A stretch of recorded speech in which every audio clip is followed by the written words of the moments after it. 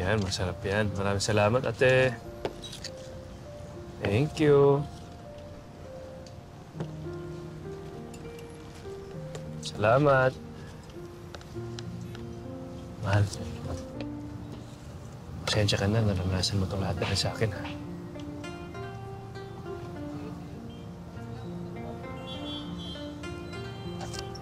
Mahal, wala ka namang kasalanan eh.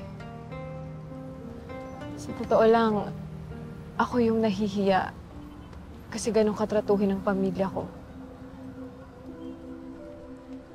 Salamat kasi pinagtanggol mo ako sa kanila.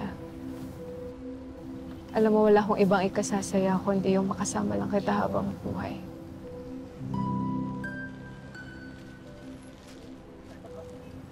Mahal na mahal kita, Joel. Mahal na mahal kita. Pero kailangan natin maging maingat.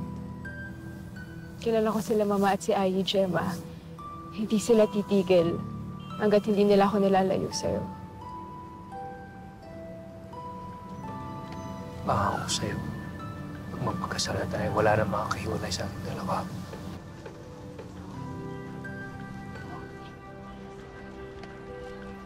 Hindi na ako makapaghintay.